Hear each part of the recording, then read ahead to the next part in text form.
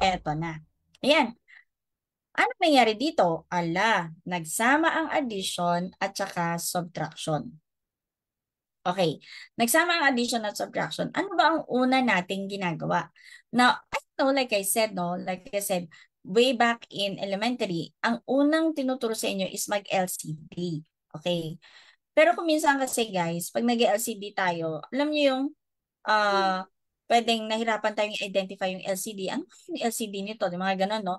So, mas mararatel tayo. So, doon na lang tayo, stick tayo doon sa karate chop. Kaya lang, ano napansin nyo? Tatlo na sila. Tatlong fractions na. Kaya hindi na dalawa, kagaya last time. So, kung titingnan nyo to, meron tayong 1/2 plus 3/4 minus 1/8. Ayun. At hindi lang yon, hindi lang naging tatlo, naghalo-halo pa yung operation. Ayan. So, ang gagawin natin dito po pumapasok yung ating tinatawag na, kung naalala nyo po, yung MDAS. Pero meron pa tayong PEMDAS. Ha? I-discuss po natin yung PEMDAS next time, no? Kasi isa yan talaga sa mga items na pag kami na-monitor yung mga group chat, no? Ng mga magti-take ng LET, madalas kung ano-anong nagmamagaling na nag-explain kasi yung iba, na mali-mali naman yung kanilang mga explanation about PEMDAS. But, for this, wala po tayong PE. Ano yung P? GEMDAS or PEMDAS pala, sorry, G. G po ito, groupings. Pwedeng parentheses, pwedeng brackets, pwedeng braces. Wala din tayong exponent. So, tanggalin natin yung J. Ano natira? MDAS. Okay, guys. Ano po ba ang ibig sabihin talaga ng MDAS? Okay. So, para po makita nyo, no, ang MDAS talaga is the order of solving several operations in a single expression. Ano yung single expression? Parang sa iisang sentence, di ba isang sentence yan? Ayan o, 1/2 plus 3/4 minus 1/8 question. O, di ba sentence yon? Okay. Ngayon, in a single sentence, na may halo-halong operation, may addition, may subtraction, may multiplication, may division pa nga kung minsan, okay, natin yan sasagutan. Kasi guys, kung hindi po nyo susundan ang MDAS, ang mangyayari, iba-iba po tayo ng sagot. Kahit na tama yung ginawa mong pag-compute, no? Basta iba yung process, yung pagkakasunod-sunod nila, kung paano mo sila ginawa, mali po yung sagot. Okay, so how do we know then the correct answer? Use MDAS. So MDAS is a tall order. You cannot rearrange them. Okay, what can you rearrange? Ito na lang. Si M and D, you can rearrange. A and S, you can rearrange. Ano ba yung M?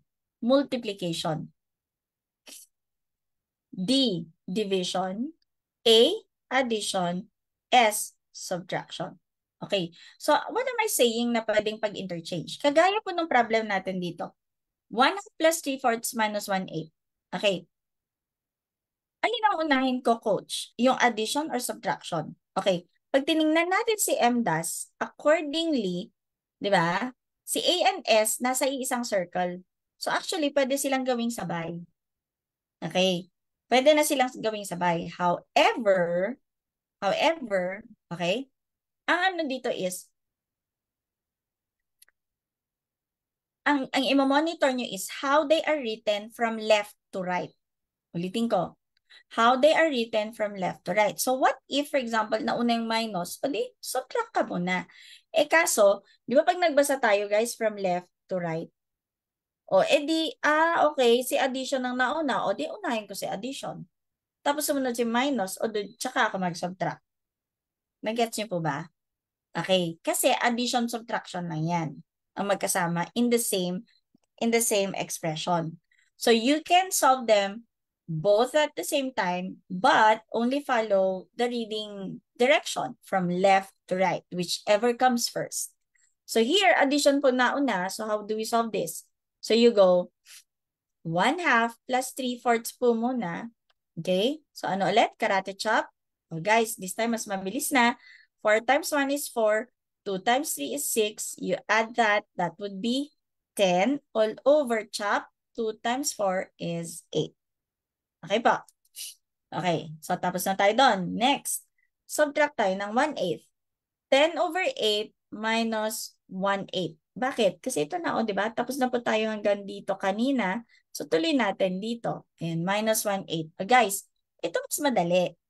Pag pareho po sila ng denominator, ang tawag po sa fractions na yan ay similar fractions. Similar. Why? Because they have the same denominator. So, what do you do?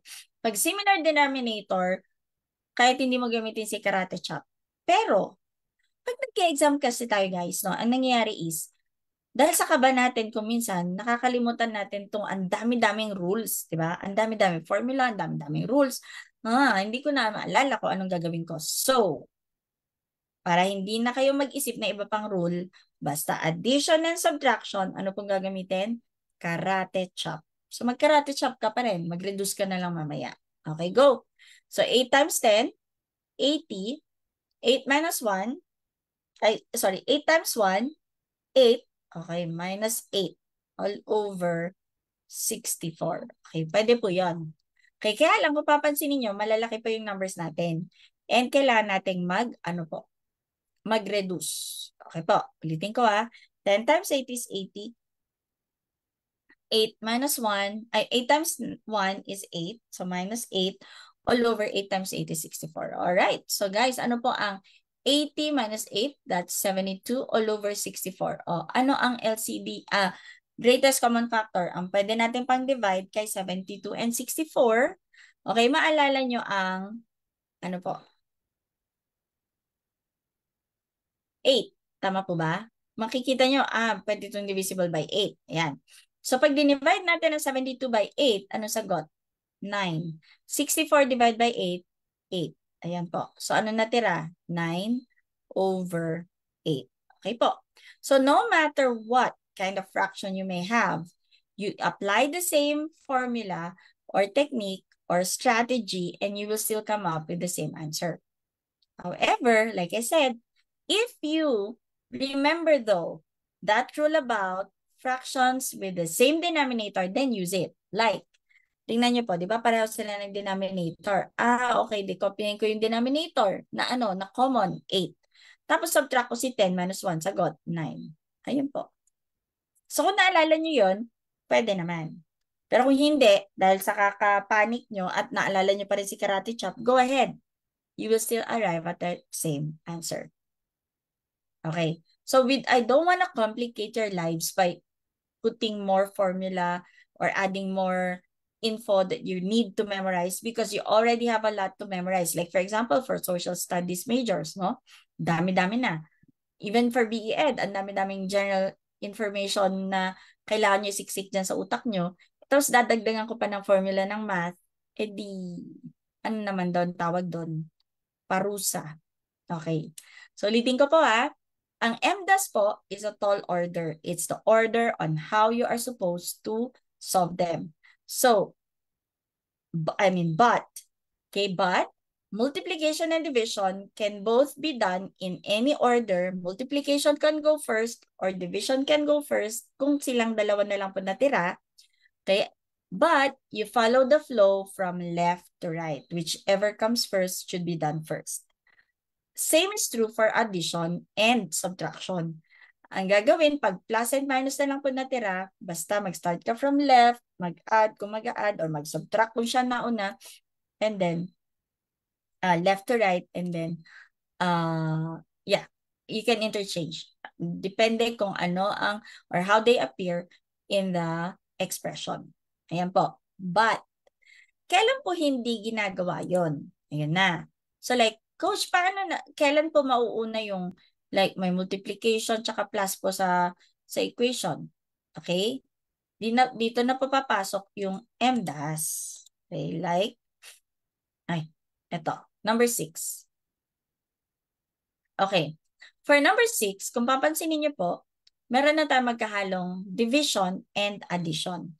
And division, hindi po siya nakagroup kay addition kasi ang kasama ni division is multiplication at ang kasama ni addition ay subtraction. Therefore, hindi po pwede yung basta left to right na lang. However, alin na mauuna? Okay, alin na mauuna? Ang uunahin natin dito ay since MDAS po ang sinusundan natin, any of multiply or divide muna bago tayo mag-add and subtract.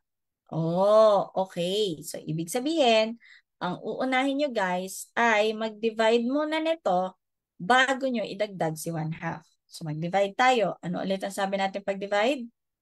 CCF. Ano ulit yung CCF? Copy, change, flip 6/7. So, it becomes 7/6. And then multiply. Alright. But, bago tayo mag-multiply, reduce abante. Reduce abante. Okay, so check natin. 3 and 5, wala na. 7 and 6, wala nang pang-reduce. 3 and 6, meron. Anong pwede natin pang-reduce kay 3 and 6?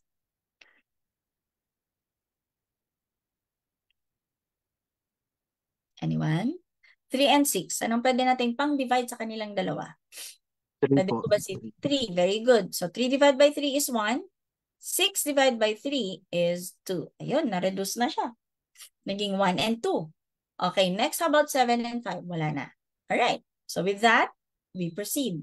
Ano yung next? Abante. Okay, 1 times 7 is 7.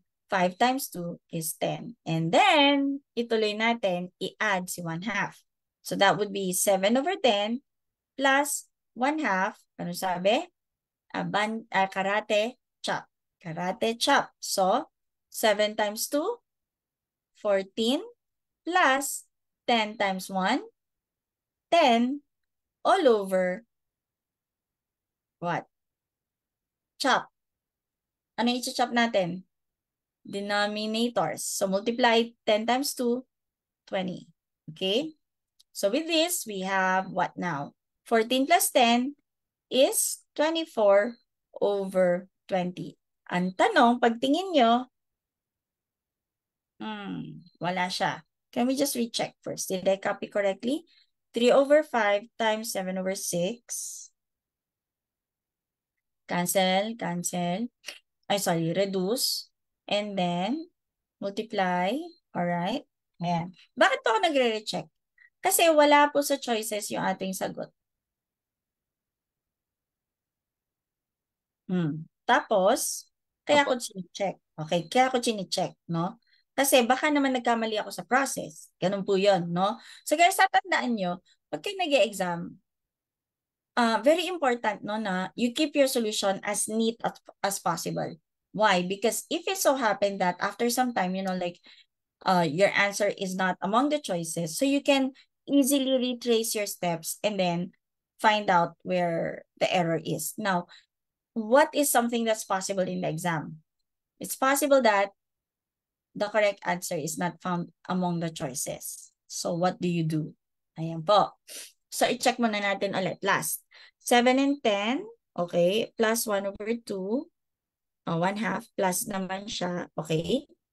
And then, karate chop. 7 times 2 is 14. 10 times 1 is 10. All over 10 times 2 is 20. Alright. So, 14 plus 10 is 24 and then 20. Ayun po.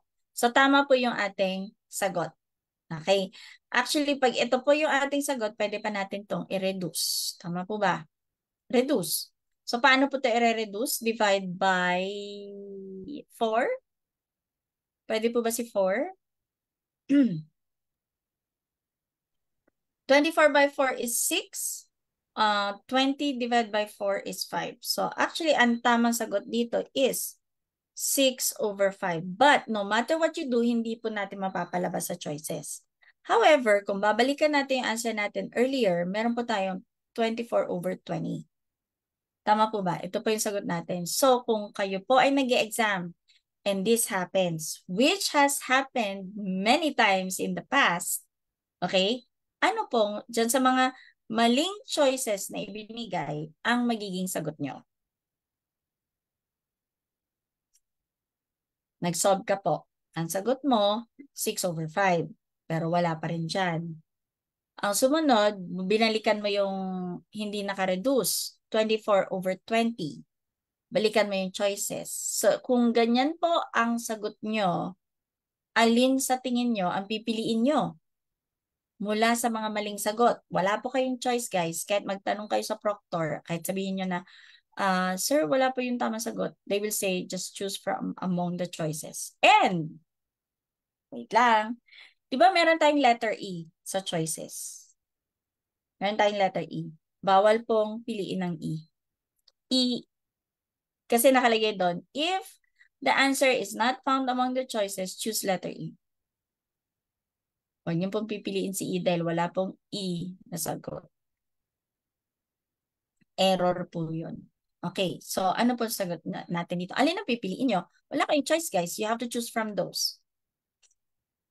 Did you make a choice? So may mga ano pong sasagot mo? Will it be 2/3, 31/20, 41/30, or 23/20? Which is it gonna be?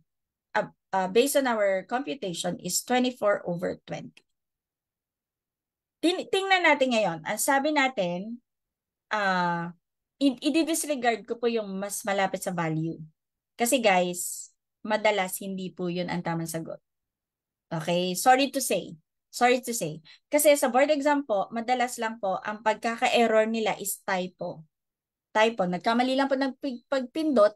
So, ang nangyari, either ibang number ang nailagay, or yung itsura, medyo kakaiba, mga ganon, no? So, face value. Okay? So, ano pa yung itsura niya? Okay, tingnan natin ngayon. Okay. So, line of 2, line of 2. Tama po ba? Line of 2 sila pareho, 24/20. Tingnan nyo to, 2/3, 31/20, 41/30. Ito lang naman po talaga ang kamukha. Plus, aside from the fact na isa lang ang difference. Nagets nyo po? Okay? Face value po tayo. Hindi po yung value as, kunwari, let me tell you an example during my board exam, no? Major sheet. So, ang nangyari was, may error kasi sa problem.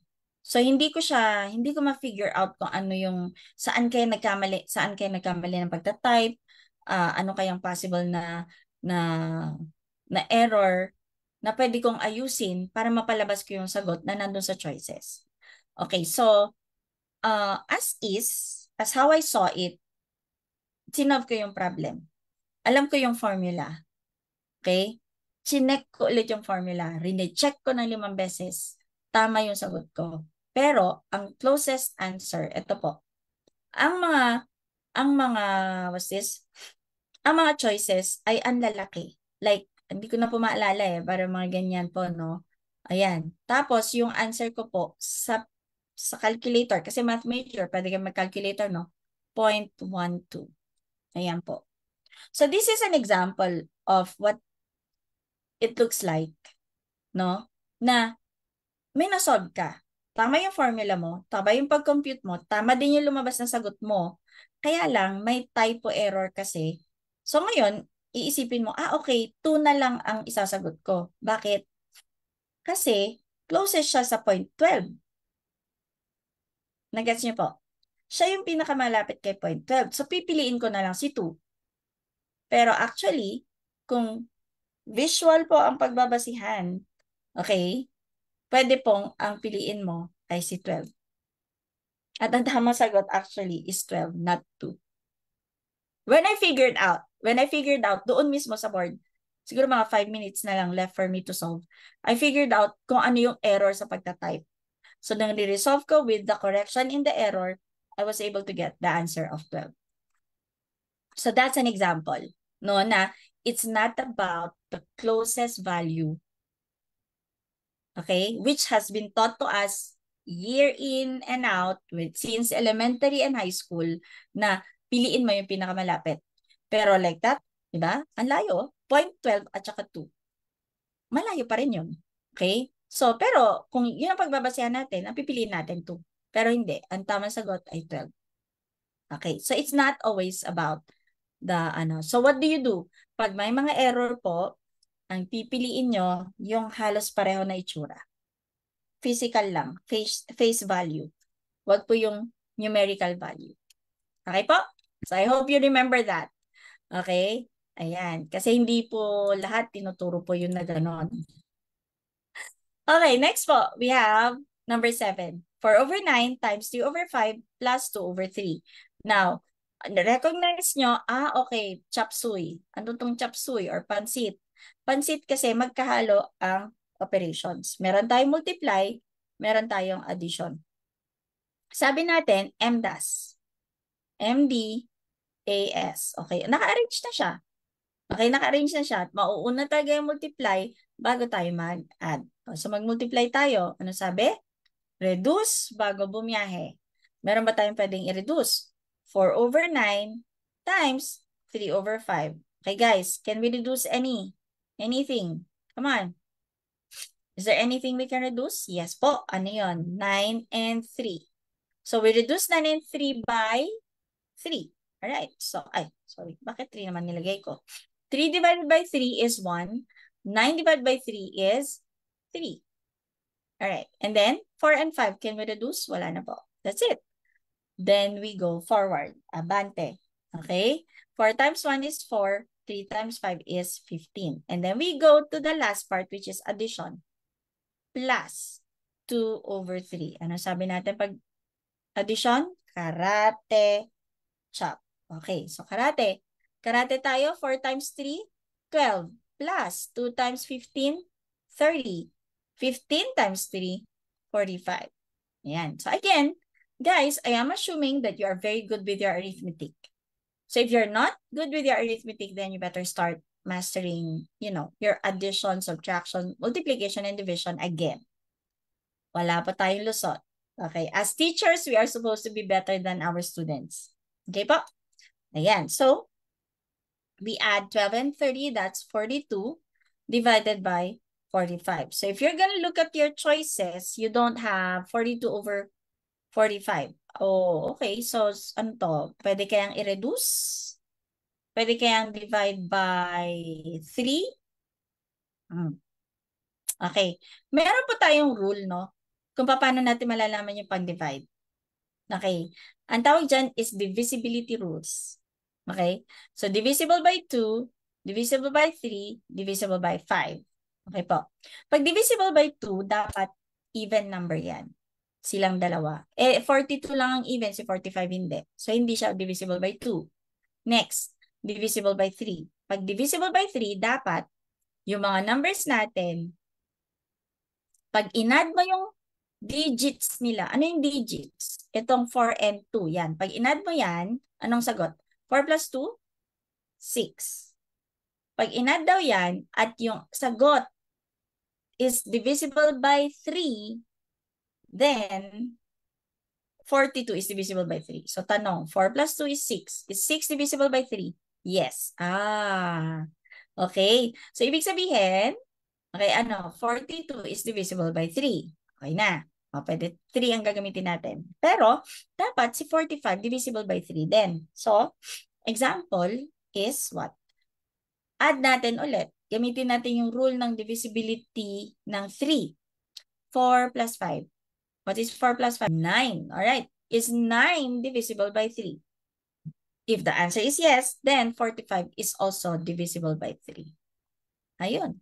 So, divide natin. 42 divide by 3, 1, 4. And then 45 divided by 3, 15. Ayun po. So, ang sagot natin, nandyan ba sa choices? Yes po. Letter A, 14 over 15. Ano yung tinuro ko? Divisibility rule ng 2, dapat even. Even. Naalala ko po ba yung word na even?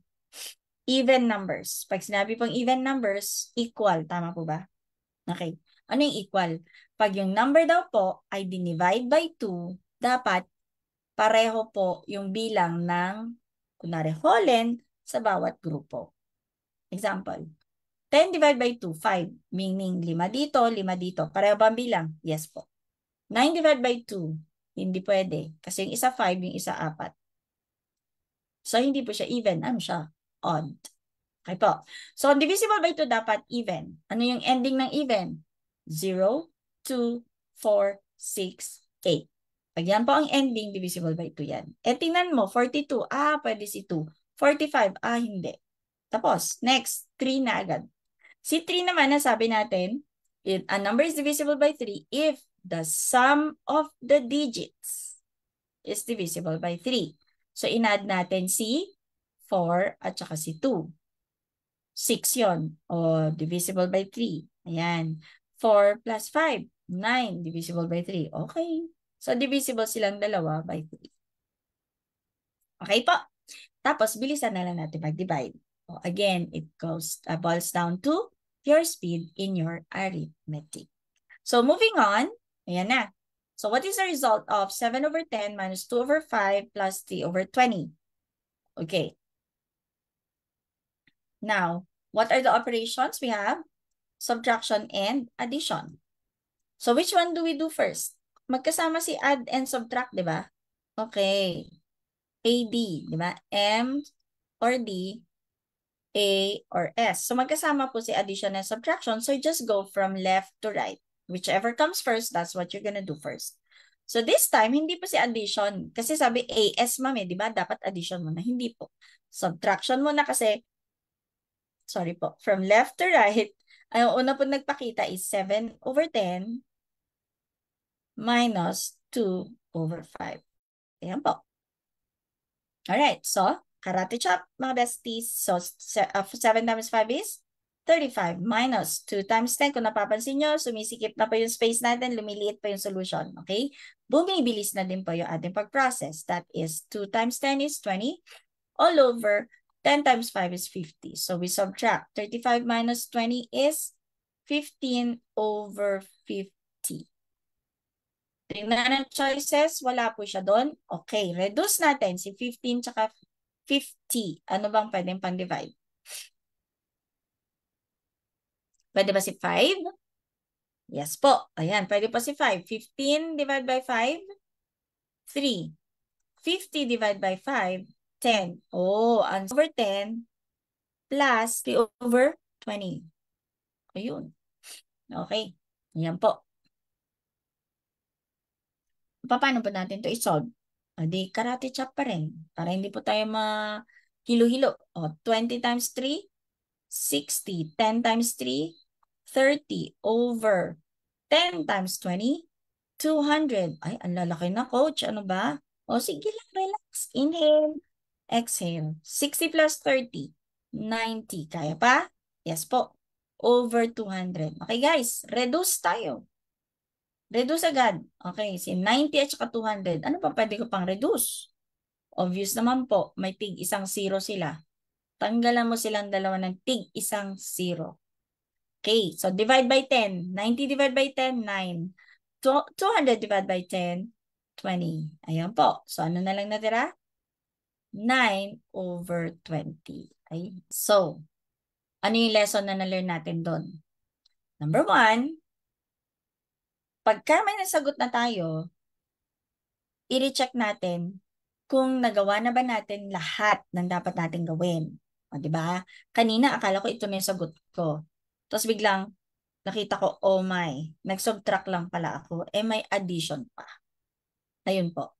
So, yun din na isa. Ano pa? Pagka yung sagot mo ay hindi mo nakikita sa choices, balikan mo yung tanong. Baka may hindi ka pa ginawa. Or, balikan mo ulit yung tanong, and then i-recheck mo yung given mo kung tama yung pagkokopya mo. O mga ganyan. Or, paano coach kung nagawa ko na lahat? Tama naman lahat. Pero, mali pa rin. Hindi pa rin pareho. Ayun na. Face value. Gets po? May face value pa. Okay. So, since nakita natin na 3 over 10, walang 3 over 10, check ko ulit yung sinulat ko. Kulang pa pala. May plus 3 over 20. Okay po? Ayan. So guys, I hope madami po kayong mga aha moments, no? Kasi yun po yung purpose natin talaga na ma-realize yun na, ay, ganun lang pala. Dali lang naman pala. Ayan po.